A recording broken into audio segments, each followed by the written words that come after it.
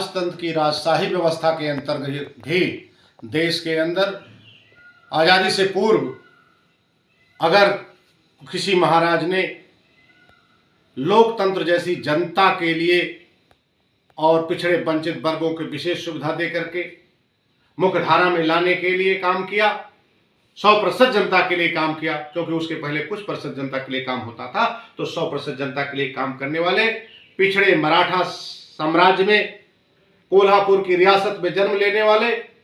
छत्रपति साहू जी महाराज की आज स्मृति दिवस तिथि है, तो उनकी स्मृति में हम लोग एक कार्यक्रम करते हैं, उनकी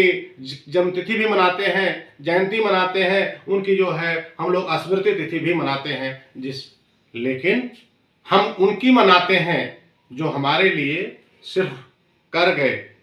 सिर्फ हमारे लिए ही नहीं कर गए, और लोगों के लिए कर गए, लेकिन जो हम लोग छूटे थे, वंचित थे, उसको भी उन्होंने कर गए, इसलिए हम उनको मनाते हैं। यहाँ पर कुछ बातों का उल्लेख करना बहुत जरूरी है। छत्रपति साहू जी महाराज ने सबसे पहले, जिन्हें भारत में आरक्षण का जनक कहा जाता है, सबसे पहले अपने कोल्हापुर रियासत में 50% आरक्षण लागू करने का काम किया था। आज जो आरक्षण की शुरुआत हुई, कदाचित संविधान में लिखा गया तो वो वहां से प्रेरणा मिली होगी। उसके बाद उन्होंने छात्रावास खोले थे गरीब छात्रों के पढ़ने के लिए, वंचित तबके के पढ़ने के लिए विद्यालय बहुत से खुलवाए थे। जो सिलसिला ज्योतिबा फुले दंपति ने, सावित्रीबाई फुले ने दंपति ने जो वंचित वर्गों के लिए शिक्षा का द्वार खोलने का काम किया, विद्यालय खोलने का काम किया, उन्होंने सत्यशोधक समाज जो बनाया था, उससे बहुत प्रभावित थे हमारे छत्रपति साहू जी महाराज। और छत्रपति साहू जी महाराज उस सत्यशोधक समाज के हिसाब से जो शोध होकर आता था, जो खोज होकर आती थी कि समाज में बहुत सारे लोग पिछड़े और वंचित हैं और उनके लिए भी कुछ व्यवस्था होनी चाहिए, तभी समाज के मजबूती के रास्ते हमारा रियासत और आने वाले समय में देश मजबूत होगा। ये उनकी बड़ी सोच थी, वो इतने बड़े दूरदर्शी थे। जो चीज एक कहना चाहूंगा उदाहरण से कि आज जगह जगह छात्रावास बने गरीबों बच्चों के लिए, उसकी भी प्रेरणा कोल्हापुर से आई, छत्रपति साहू जी महाराज से आई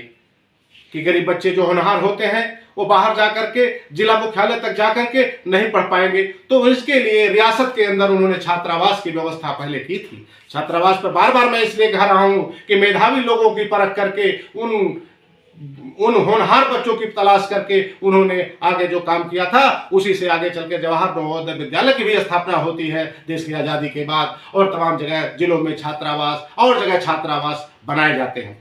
देखिए, जब छत्रपति साहू जी महाराज ऐसे थे, सत्ता में रहते हुए 1901 और 1902 के दौरान वह इंग्लैंड में थे, उन्होंने वहीं से घोषणा की थी। उस समय वो प्रवास करने इंग्लैंड गए हुए थे, उन्होंने वहीं से आदेश दिया था कि हमारे राज्य की सीमा के अंदर, हमारे राज्य की सभी सेवाओं में कम से कम 50% आरक्षण हम देने का वादा करते हैं। वहीं से घोषणा कर दिया और लागू हुआ।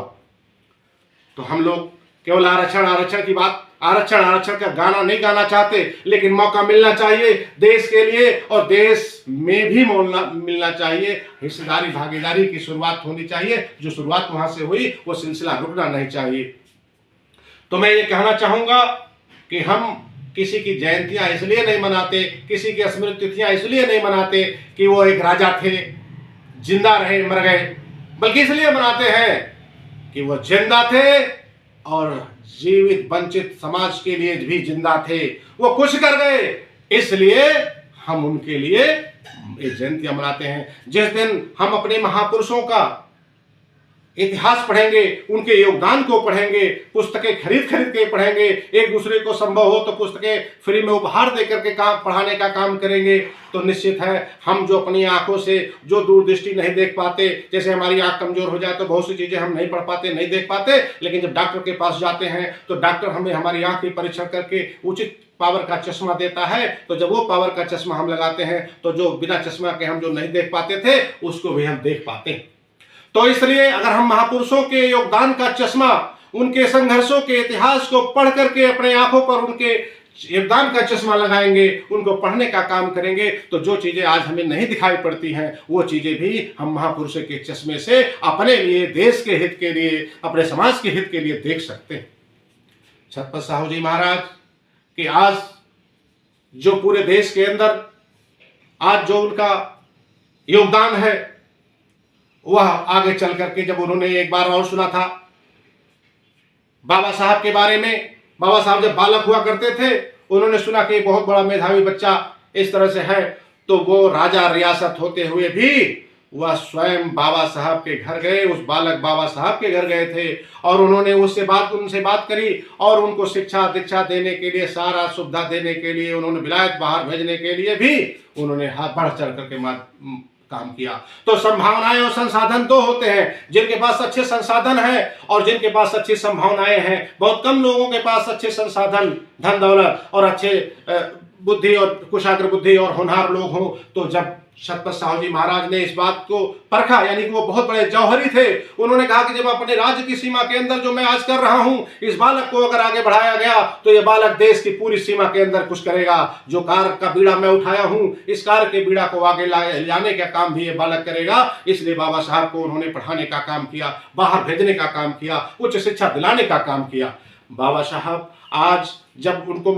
बाबा साहब को मौका मिला कि संविधान लिखने की, यानी ड्राफ्टिंग कमेटी, यानी कि संसदीय जो उसके समिति थी, जो संविधान लिखने की समिति थी, जिसको कहते हैं मसौदा समिति, तो वो उसके जब चेयरमैन बनाए गए तो अचानक से वो 2 वर्ष 18 माह 11 दिन में संविधान लिखकर नहीं तैयार हुआ। उसके पीछे उन्होंने जो आप बीती थी, जो समाज बीती थी, जिसको उन्होंने देखा था, उन सब के निवारण के लिए कोई एक पॉइंट छूट न जाए, ऐसा उन्होंने सोचा था। और इसलिए संविधान बहुत बड़ा हुआ। संविधान बड़ा क्यों हुआ कि जब इतना बड़ा इतिहास लिखा जाएगा, सारी समस्याओं को, सारी कुरीतियों को दूर करने का इतिहास लिखा जाएगा, एक दस्तावेज, एक ग्रंथ लिखा जाएगा और उसको दूर करने के लिए फिर कानून की शक्ल में उसमें वो किया जाएगा। संविधान सभा के लोग 10 लाख के लोग जनसंख्या पर एक चुनकर आते थे और या तो सर्वसम्मत से या